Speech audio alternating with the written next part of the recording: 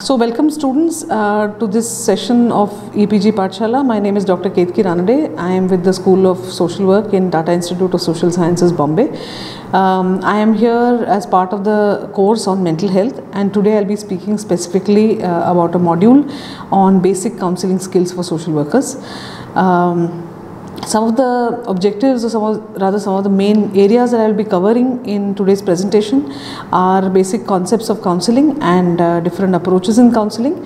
I'll be talking about the role of social worker and counseling. I'll be talking about some of the core conditions that are necessary to be present in any counseling setup. I'll also talk about different techniques of counseling, how to take care of oneself while being a counselor or being a social worker, and how to prevent burnout. That is one of the aspects I will cover today. So let's understand or sort of begin with the question of what is counseling.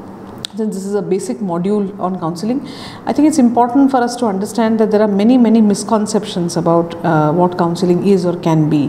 And in fact, the terminology today is used in this most generic sense to refer to information provision. So for example, if you when you finish your 10th standard or 12th standard and you go for you want to select a stream of study ahead, and then people call themselves these counselors who provide information basically about various vocational options that are available.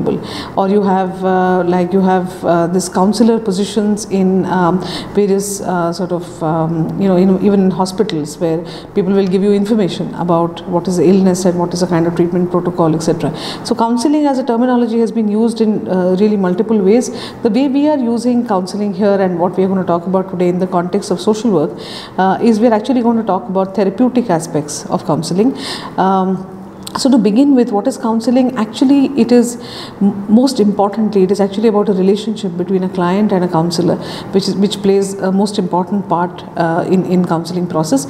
So this is a process whereby you have the counselor and the client who engage with each other, who engage in a relationship with each other, and through means of talk and listening, try and find solutions, try and find ways of coping better with problems. So that is what basic idea of counseling is. There are two broad approaches that are used in counseling. One is what is called as directive counseling, where the counselor assumes the role of an authority and offers the client an evaluation or an assessment of the problem, and then also suggests a course of action. So here you can see that the counselor plays a more directive, authoritative role, also often the role of an expert who has knowledge about human behavior, about has access to theories about human behavior, etc., and will use that knowledge to listen to you, listen to your problems, and then give you a problem formulation and tell you that this is what is wrong. So this can be called as diagnosis, it can be called as assessment, and then they would suggest a treatment plan, or they would suggest what needs to be done for you to get better and for the problem to be resolved. Yeah, this is a directive form of counseling. An example of this would be somebody has fear of let's say somebody has fear of closed spaces, and so a person finds it difficult to enter into any of these closed spaces. One common example being using elevators. So if I am somebody who needs to go to work and my workplace is on, say, the 15th floor, and I have fear of getting into elevators and into closed spaces, then maybe I would go to what I am referring to here as a directive counselor, who might be a behavioral counselor or a cognitive counselor, who helps me actually to specifically break down the fearful things. So if I'm scared of getting into the lift, they will help me to break down the steps to first thinking about in my mind what it would be like to get into the lift, help me deal with that fear, teach me some relaxation techniques, teach me some breathing exercises, so that in my mind I think about what it would be like to get into the lift and think of ways of keeping myself relaxed. So once I'm able to be relaxed about getting into the lift in my mind, then maybe step by step I can first get into the lift, and without closing the door just be there for 5 minutes, and take more and more steps towards being able to finally take the lift to the 15th floor. Now this would be an example of directive counseling.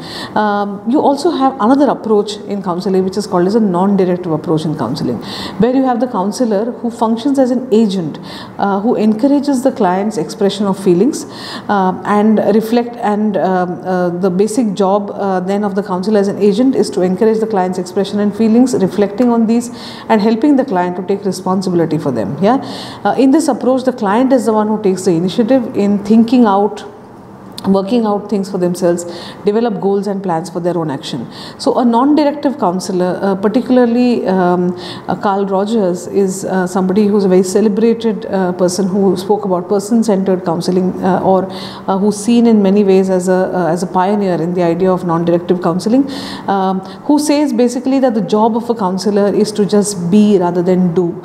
So the idea in the counseling relationship is for the counselor to be there for the client and act as a sounding board, listening empathetically, understanding what the client is talking about, and helping the client by just being, by the process of listening actively, listening empathetically, helping the client work through their problems. So here what you see is that the client is really at the center of the expert position. The client is really the expert on their lives, and the client is the one who's directing the proceedings. Now let's, after having looked at the directive and the non-directive approaches, let's try and look at a role of counseling in social work as a profession.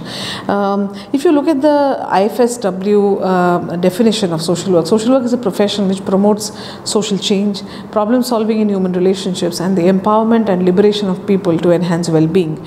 Now here clearly, if you just look at this definition, there are many elements here which talk about change, talk about relationships, problem solving, talk about empowerment, and talk about well-being. So all of these are in many ways sort of closely connected with what a counseling professional can do. The other idea in social work is about utilizing theories of human behavior and social systems. Social work intervenes at the points where people interact with their environments. Yeah.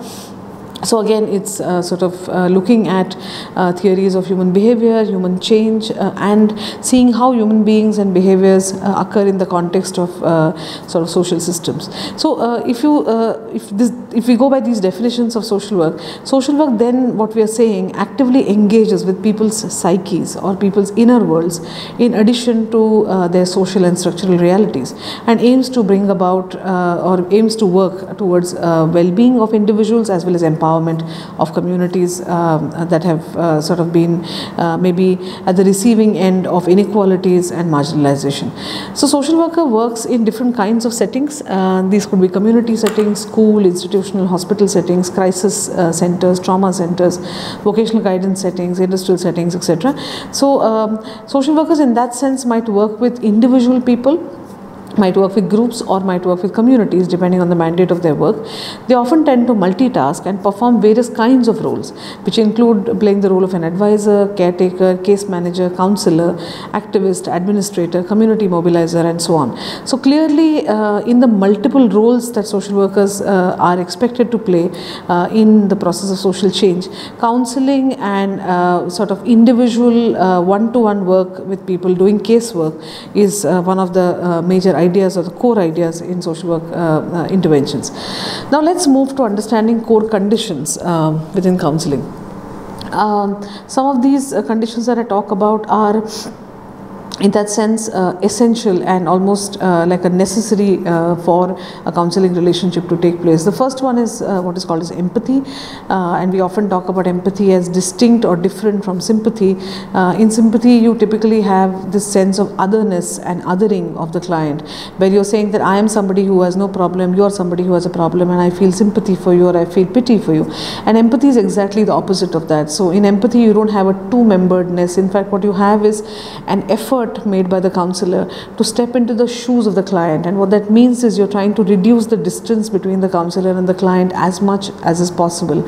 So while we acknowledge that a social worker or a counselor might come from, let's say, a middle class background with good English education, professional degree, etc., so there is limitations to the extent to which a social worker is then able to empathize with, let's say, a woman who is a street dweller or a homeless woman who has some mental health problems. But the idea in empathy is that the social worker makes as much effort as possible to try and imagine what life would be for this person who they are trying to engage with. So that's the basic idea in empathy, which is defined as trying to understand a person's internal world through their lens, keeping aside your own lens and keeping aside your own experiences. That's the basic idea in empathy. Followed by that is the idea of genuineness, being who you are without any pretenses and without hiding behind the cloak or the mask of professional professional social work degree or a therapist or a counselor. That's the idea of genuineness, that is being a real person, accepting your own limitations and strengths, as well as having a genuine concern and the concern and having a sense or a concern for well-being of persons with whom you're working. So genuineness in that sense is actually a very, very important quality within any kind of a social work professional, and an absolute necessity for somebody who wants to get into counseling interventions. The other idea, which is a core condition, is what is called as unconditional positive regard. That is accepting the person, the person who you are working with, accepting them for who they are without putting any conditions on it. So the idea here is to be able to accept, say, a child you're working with unconditionally for who they are, not based on if they get the first rank or if they, if they complete their homework. It's not a conditional form of acceptance. It is to say that all human beings deserve unconditional positive regard. One of the core ideas in Carl Rogers' philosophy is that of unconditional positive regard, and Rogers says that it is this core condition that can help people deal with the most difficult of their experiences. When they have the experience of unconditional positive regard, it builds sort of resilience and strength in people. So keeping aside your own preferences and judgments and biases, being able to see the other person for who they are and giving them an unconditional positive regard is one of the core conditions of counseling. Self-awareness is another very, very important characteristic of a good counselor. Being open is actually in that sense a prerequisite both for the counseling profession and within social work. Self-awareness helps you to understand your own limitations, attitudinal and judgmental barriers towards specific issues and towards people. When one is aware about one's attitude and value system, one can then become aware of ways in which this kind of attitude might be seeping into your sessions, or the ways in which this comes in the way when you're developing a relationship with a client or with while you're sort of in a counseling situation with a client. So self-awareness is very, very core to saying that if I want to be able to engage with someone and help them in the process of change, I first need to know who I am, and I need to know what my barriers are, what my blind spots are, what my judgments are. It's only then that I will be aware that how these seep into my relationship with my clients. So that I think is a very, very important part of self-awareness. And the another sort of moving forward from sort of core characteristics of what is necessary to be a good counselor, we then move to what are called as counseling skills. So some of the basic counseling skills, I will begin with body language. It is important that a counselor communicates warmth, relaxed posture to their clients. So it's important that you don't come across as being in a hurry, being anxious, being uncertain, unsure. It's important for you to have a relaxed posture, maintain eye contact, keep an open body language rather than being a closed body language. So do not, preferably do not sit cross-legged, fold your arms like this. Do not, so keep a more open sort of a body language and maintain eye contact, keep a relaxed posture. Verbal techniques, so one of the verbal technique is what is called as a verbally following the client. So using a variety of brief encouragement such as yes, I understand, some of these sort of ways of verbal encouragements. Also sometimes it is useful to repeat keywords that the client has been talking about. So if the client has been talking about an experience that really agitated them, using words like I can see you felt angry, or I noticed that made you very, very upset. These are sort of verbal techniques that are used to encourage clients, encourage people you're working with, encourage them to talk further, and sort of it's actually like an invitation to your client to open up so that you are able to sort of enter into their emotional world together. So that's the basic idea behind using sort of verbally using some kind of following thoughts, like using the yeah, sure, these kinds of ideas. Then you might have what is called as questions and probing. That's a very, very important skill as well, in especially in the initial counseling interview and assessment. So questions help the clients to get attention and explore his or her situation more in depth. So something that clients often do not do. And this helps the client to focus on a feeling or a situation or behavior that is troubling them and that they may not be paying attention to, either knowingly or unknowingly. So probing may encourage the client to elaborate, clarify, or illustrate the understanding of his or her situation and feelings much more deeply. The idea here is that when people are distressed about something, these are things often they tend to run away from or distract away from. By asking specific questions, getting them to focus on that which is the core problem or the core issue that is making them upset, asking them further probes helps the client to focus on the issue at hand, as well as also clarifies what they are feeling and explore some of these ideas further. So that's questioning and probing, which is also a very important counseling skill. We then move on to what is called as active listening, again a very core idea in counseling skills, where the counselor deeply engages with the client and tries to listen to what he or she is expressing, not just the content of the speech and not just the meaning of what is being said, but also more importantly the feelings behind what is being said. So it's not just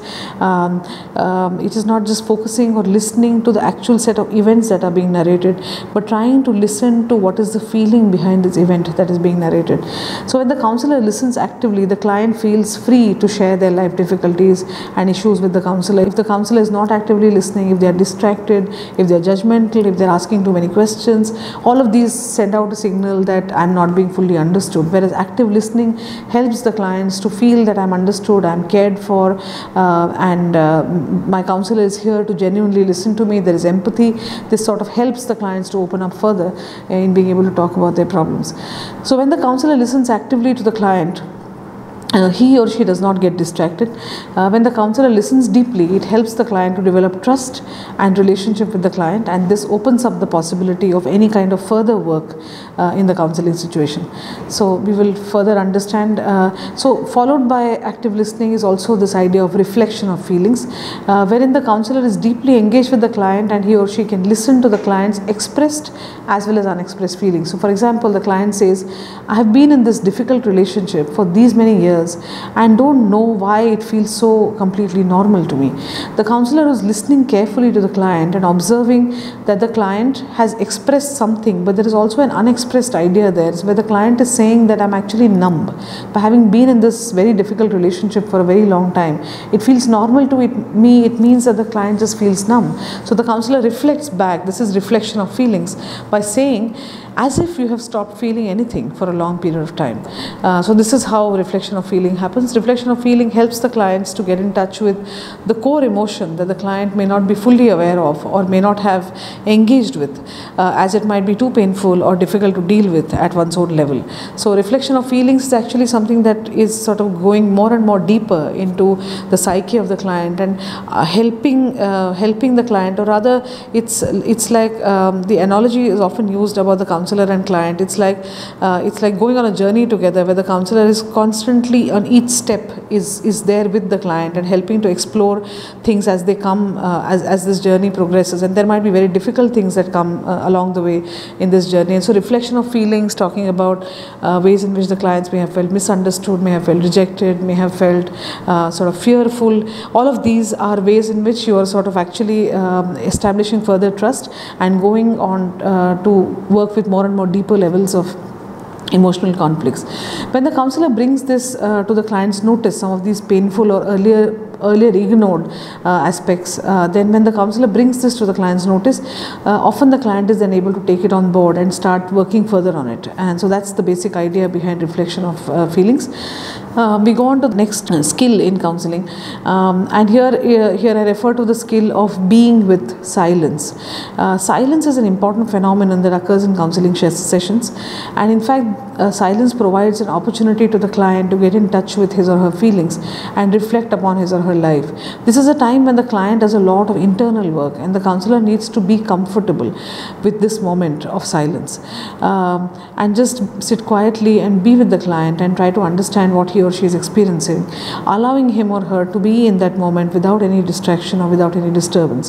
So silence is also very, very therapeutic and very important, particularly for novice counselors, that is counselors who are just sort of beginning to do work with not much experience. They may get nervous or unsettled when there is silence during counseling sessions. They might feel the need to somehow fill this silence, but it is important that that counselors and trainee counselors, trainee social workers particularly realize that silence is a very important phenomenon, and it's important to learn to deal with your own discomfort and provide this space to the client without distractions and without disturbance. So silence is an important counseling skill as well.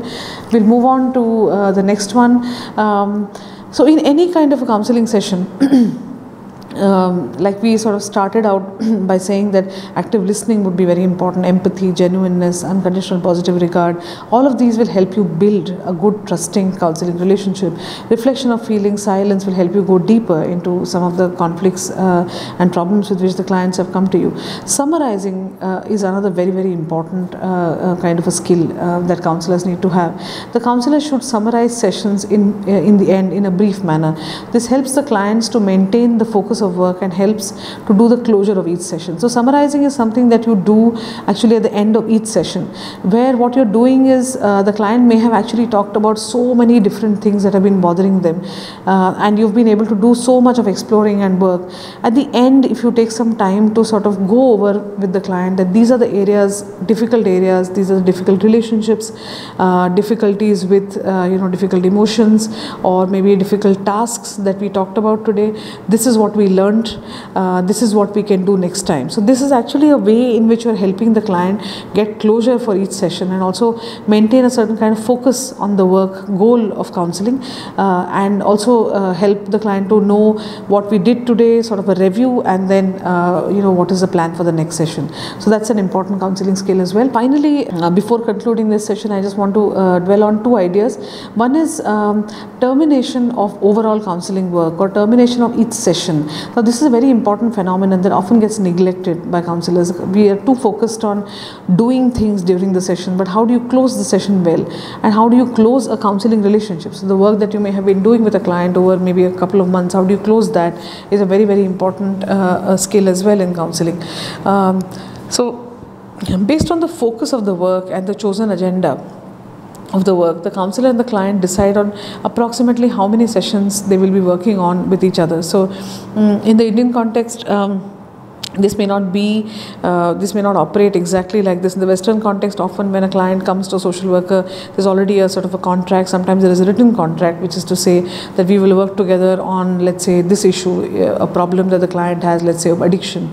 We will work on these many sessions and so on. In our context, it might be much more informal, but it is important for any counseling relationship to have a clear agenda of why the two people are meeting, the counselor and the client, what are the goals that they plan to achieve, and so once the goals are achieved, how do we look at termination? So having a broad framework of how many months or how many sessions that the counselor and the client will work together, they can then take a review in between to see where they are going, whether the direction of the or the chosen focus, whether they're going in that direction, whether this is working for the client, whether the client is happy with the progress, and so on.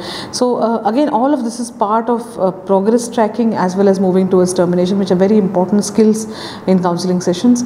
The counselor should keep in mind that giving closure to work is important, and he or she should never leave the work in between without saying goodbye to the client. So giving closure to whatever emotional work that you may have started is very important. The counselor should remind the client few sessions before the last session that their work is going to be discontinued soon.